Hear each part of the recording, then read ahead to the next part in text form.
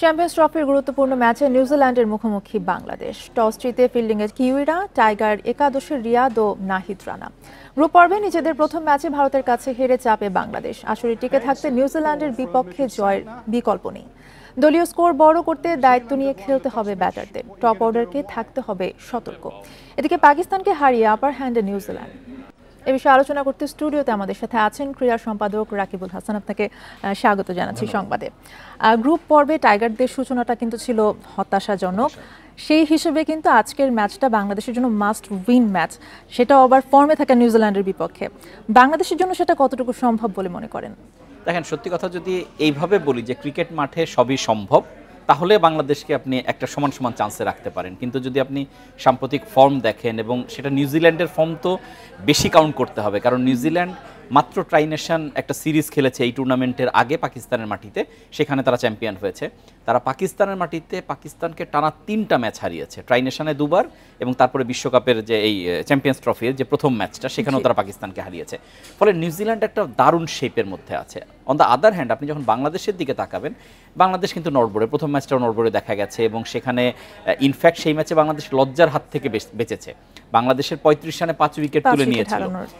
ফলে এরকম একটা জায়গায় দাঁড়িয়ে বাংলাদেশ আসলে কেমন করবে সেটা একটা বড় প্রশ্ন। ভারতের সঙ্গে লজ্জাটাই এড়ানো গেছে, কিন্তু ওই ম্যাচের পারফরমেন্স ওয়ারি আপনি বাংলাদেশকে খুব কাউন্ট করতে পারবেন না। এখন বাকিটা যদি আজকের ম্যাচে যদি একদম ইউটার্ন না নেয় বাংলাদেশ, তাহলে বাংলাদেশের পক্ষে ভালো কিছু আমার কাছে মনে হয় যে সম্ভব নয়।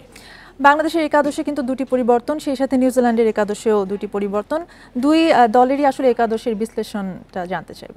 দেখেন, ইনফ্যাক্ট বাংলাদেশ আজকে যে 11 নিয়ে খেলছে, এটাই কিন্তু প্রথম ম্যাচের প্রেডিক্টেড 11 ছিল।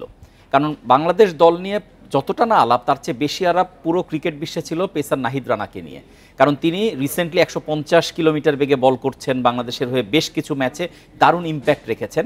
তাকে সাইড লাইনে কেন বসিয়ে রাখা হয়েছিল সেটা একটা বড় বিষয়। ঠিক একইভাবে মাহমুদুল্লাহ রিয়া, তিনিও যদিও তার বয়স কাউন্ট করে অনেক ধরনের কথাবার্তা হয়, কিন্তু তিনি অন দ্য ফিল্ড তিনি কিন্তু দারুণ ফর্মে ছিলেন গত বেশ কিছুদিন ধরে। তাকে বসিয়ে রেখে সেখানে বসিয়ে তাকে জায়গা দিতে পারেনি ম্যানেজমেন্ট, এবং সৌম্য তিনি তুলনামূলক আনফিট দেখা গেছে। ফার্স্ট ম্যাচেও আগে ইনজুরিতে ছিলেন, তাকে সেই দুইজনকেই কিন্তু বাদ দেওয়া হয়েছে আজকে। তানজিম সাকিব এবং সৌম্যকে সরিয়ে নাহিদ রানা এবং মাহমুদুল্লাহকে ফেরানো হয়েছে, যেটা অ্যাজ এক্সপেক্টেড, এটা ছাড়া আর কোনো পথ ছিল না।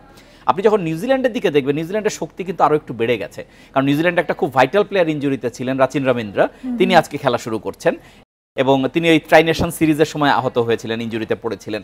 আর তার পাশাপাশি তারা কাইল জেমিসন, খুব দীর্ঘদেহী একজন পেস বোলার, তিনি বাংলাদেশকে ভোগাতে পারেন ফর শিওর, কারণ তার হাইটটা অনেক বড় একটা ম্যাটার করে যে কোনো ম্যাচে। ফলে বাংলাদেশের জন্য চ্যালেঞ্জটা আরও কঠিন হয়ে গেল জেমিসন এবং রাচিন রবীন্দ্র যোগ হয়। বাট ভালো কিছু করতে গেলে তো এই চ্যালেঞ্জ উতরাতেই হবে, এছাড়া তো কোনো পথ হবে। যদিও কিছুটা রিস্ক রয়ে গেছে বাংলাদেশের জন্য। আর রাওয়ালপিন্ডিতে কিন্তু এটা চ্যাম্পিয়ন্স ট্রফির প্রথম ম্যাচ। তো আগের ম্যাচগুলো যদি আমরা দেখি, অনেক বড় রান আমরা দেখেছি, তো এখানেও কি আসলে বড় রান হবে বলে মনে করেন? এবার যেমন 4টা ভেন্যুতে খেলা হচ্ছে, দুবাই এবং পাকিস্তানের 3টা ভেন্যু, লাহোর, করাচি এবং তারপর রাওয়ালপিন্ডি। তার মধ্যে রাওয়ালপিন্ডিতেই প্রথম ম্যাচ হচ্ছে, বাকি সব ভেন্যুতে ম্যাচ হয়ে গেছে। রাওয়ালপিন্ডির উইকেট যখন আমরা দেখব, টস জিতে দেখলাম নিউজিল্যান্ড বোলিং নিয়েছে। অনেক সময় মনে হয় যে বোলিং নেওয়া মানে কি উইকেট বোলিং ফেভার কিনা, সেরকমটা হওয়ার খুব বেশি কারণ নেই, কারণ উইকেটে রান থাকবে, এবং এখন দলগুলো ফিল্ডিং নিয়ে আগে রানটা দেখতে চায় যে আমার কত রান সামনে, আমি সেই অনুযায়ী কাজ করব। এবং এখানে 300 ছাড়ানো ইনিংস আছে বেশ কিছু, কিন্তু তার বাইরেও বাংলাদেশ যদি ভালো করতে চায়, যেহেতু আগে ব্যাট করছে, এখানে 300-র কাছাকাছি রান যেতেই হবে, পারলে 300-র উপরে। তাছাড়া কিন্তু বাংলাদেশের পক্ষে এই ম্যাচে ফাইট করাটা ইনফর্ম নিউজিল্যান্ডের সঙ্গে সম্ভব হবে বলে আমি মনে করছি না। জি, আপনাকে অসংখ্য ধন্যবাদ আমাদের সাথে যুক্ত হওয়ার জন্য।